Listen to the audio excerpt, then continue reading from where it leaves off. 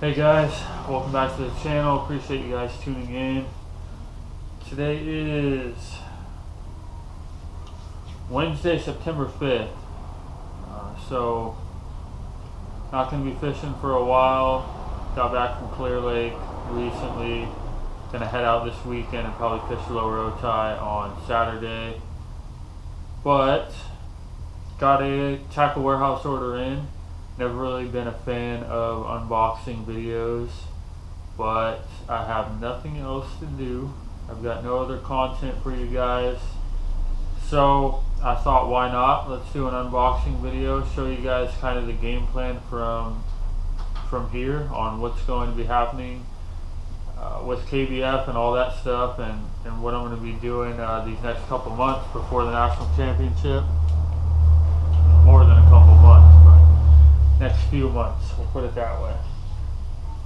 So got some stuff from Tackle Warehouse in, some techniques that I need improvement on, so I made some purchases to hopefully help me improve. So here we go, we'll get into it quick, hopefully try to make this quick for you guys.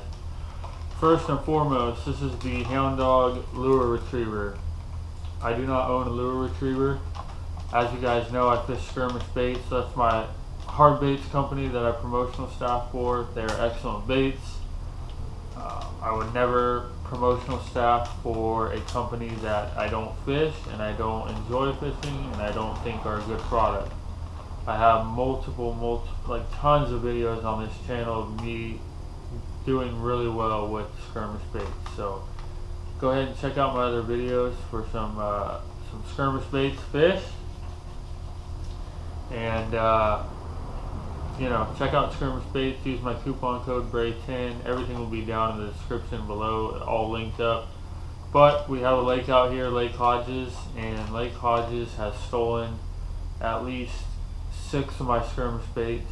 I think 4 M9 square bills and 2 A10A1 crevice critters. So if I would have had a lure retriever, I probably would have got all 6 back. I'm going to be fishing Hodges a lot more. I really like that lake. It suits my style of power fishing. So, lure retriever. I'll probably do a video on how I'm going to rig this up. I got some ideas of what I want to do, and I'll show you guys kind of how I use it and the rig setup that I have for it. Next, this is the Gamakatsu utility case 3200 size. I already have 2 of these that hold all my terminal tackle, hooks, weights, underspins, jig heads, all that kind of stuff. I needed another one for Punchin. I'm going to start doing a lot more Punchin. So this is going to hold all my Punchin gear. Nice little box that fits in my NuCanoe Pursuit slide drawer.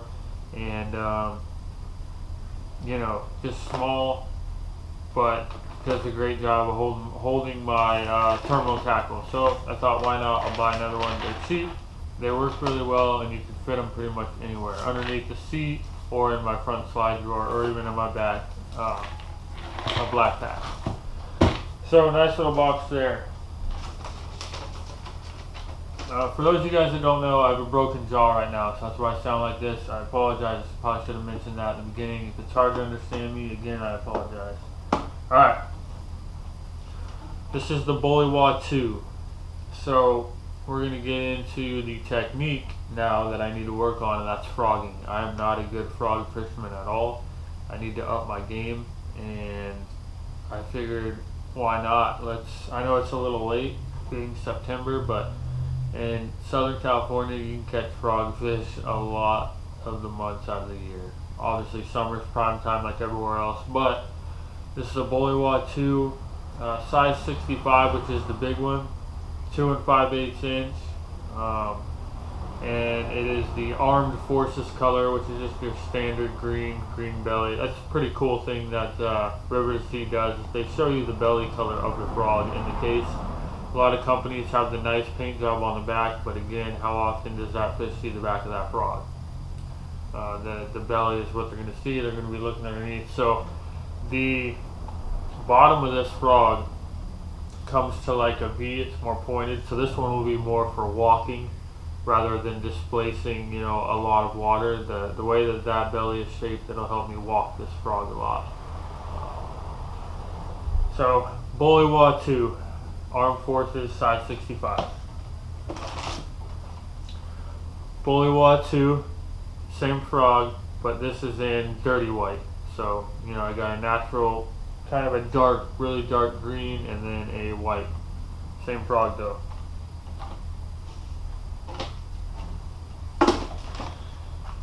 This is the Snag Proof Fat Frog. So this is more of your mat type of fishing. It's got the flat belly, so you're going to displace a lot more water. You're going to create a lot more commotion on top of mats and things like that with this belly. You know, it's more of that smack when it hits, and then it's just going to give more of that, you know, more of the belly onto the mat, more weight onto the mat, and more for that fish to see, hear, and come up and grab. So Snag Proof, I really like their frogs, and that's their fat frog. The color is Cronic. So again, it's a brown with some green flakes, but this one will be in heavy mats. So the color, really, you're just going to want a dark color for that. So those are the 3 frogs. This Strike King Rage Tail. At the Clear Lake event, I ran into a guy that said he had been doing really well with this. Tactical Bassman put out a video. They had recently done pretty well with this. So I said, why not? It is basically a weedless topwater bait, topwater soft plastic buzz bait, or whopper plopper. That tail is going to move back and forth, kind of making a plopping sound in the water, but you can hook it weedless. So something I didn't have, and I thought I'd give it a try out here to just start working it back through the tulies and things like that, and you could even work it over mats. So this is the Smoky Shad color. They come in a 5-pack, and I got 2 of them. Alright, this is the new Booyah Meelee.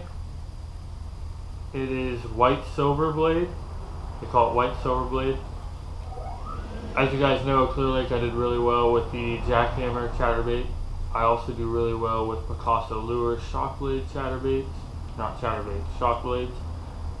And that is, from what I hear, that is because of the connection from the blade to the swim jig itself. On the chatterbait is, or on the jackhammer, it is connected directly to the head. There's no swivel, or not swivel, there's no split ring between the head and the blade. Alright, they're connected to the head on the jackhammer. Alright, the shock blade is the same way. So you get a lot of that blade hitting up against the head, and for some reason the fish like that better. It is going to start vibrating quicker, pretty much right when you start to reel. You don't have to give it a little bit of rip to get it going like you do with other chatterbaits. So Booyah decided, hey, we need to get into this game, because obviously that's kind of been a big thing this year, is the jackhammer, and the shock blade has also been doing well. So now this is Booyah's version. The connection is at the head. It's a little like divot that's out of the head, and then it connects right down inside there underneath the little wire that comes over the top. Or I shouldn't say wire, just metal piece. So I got a couple of those. I got some stuff on back order. So there's like 2 other colors, a black and a blue that's coming, and then a summer gill is what they call it. So black, white, and then a bait fish presentation. This will be more of a shad, and then black for the dirty water. So we'll see how these do. I'm excited to fish them. They're a lot cheaper. The shock blades are cheap. The jackhammers are really expensive, and then these are kind of around the shock blade price. So we'll see. Maybe I'll do a comparison video of all 3 one day. Trying to hurry up, guys. Didn't want this to go this long. Alright, this is from Omega Tackle, Omega Custom Tackle. It's the Genesis 2 white 1/2 ounce spinnerbait. Basically, the difference between this spinnerbait and the other spinnerbaits is this wire up top will collapse down. So it's got a foldable. I'm gonna open it. because I haven't messed with this yet. Okay. So one thing you'll notice right there with the line tie, it's got this little stopper right here, so your line is not going to go up and over and sometimes down the wires, and you got to adjust it. So that'll keep that there. It's an awesome idea. I've seen companies do that before, but I just really like that. So obviously the blades are massive. I mean, look at that blade. That's basically bigger than the jig head and skirt itself.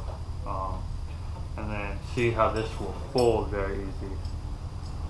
See that? Folds down. You know, and that's going to help with hookup ratio if that bass comes in and hits it from the front, which you know, a lot of bass like to do, or if it's just coming at them already and they just come up and just smoke it, that's going to collapse down and have a better hook set on that fish. If you've got a really stiff wire, you know, it's going to be harder for that wire to go down and you hook that fish at the same time. So this will give you better hookup ratio, and you know, I really like that line tie piece right there. Also, those blades are big. That's a big spinnerbait, so I'm excited to throw it. I'm more of a big bait guy. I like the big presentations. I like to go after the big fish. So again, that is the Omega Custom Tackle Genesis 2. I'm excited to try that. I'll be trying that soon. Almost done here. Almost wrapping it up. I'm trying to hurry. Like I said, I'm getting into Punchin. These are the Miller Punchin weights. This is ounce and a half, so it's for some serious punching. And if you guys can see, I'll take it out of the package. I'm going to show you this crazy thing. But I hear good things about these, and they're kind of still, I'd say they're not that popular. So that is the punching weight. Now that's crazy. That's going to get through anything. That's going to pierce a body. Alright? You might catch a fish just by stabbing through the damn thing. But that is the punching weight. Pretty insane. The line will come in here through the top right here. There's a little tiny hole. Hopefully you guys can see that. You probably can't. Comes down through there and then out right here. And then this is just to stab through mats, you know, anything. Very creative, very different, and I'm always going to try things like this when they come out. You know, you want to be the first to have them, or you know, they've been out a while now, so I'm not even the first. But I've never really seen people throw them here in Southern California, or heard from. I know guys in NorCal are throwing them, so heard from the NorCal guys about these and give them a shot. All right. Here is Pro Maxcuatro, 65-pound test, 150 yards. This is for frogging. 25% thinner, maximum strength, minimum diameter, ultimate casting distance. This was the best line I cast new product showcase winner. So I'm going to throw it. We'll see what happens. I'm a Pro guy. It's what I've always used. I've tried others, Suffolk State 32, all that stuff, but I never had a problem with Pro. I know some people have. I haven't. I'm going to keep using it until I have a problem. That's going on Shimano Casitas 151. I wouldn't say I'm a Shimano guy like other people. There are some diehard Shimano guys. I was told to try this reel out from a local guy here in San Diego.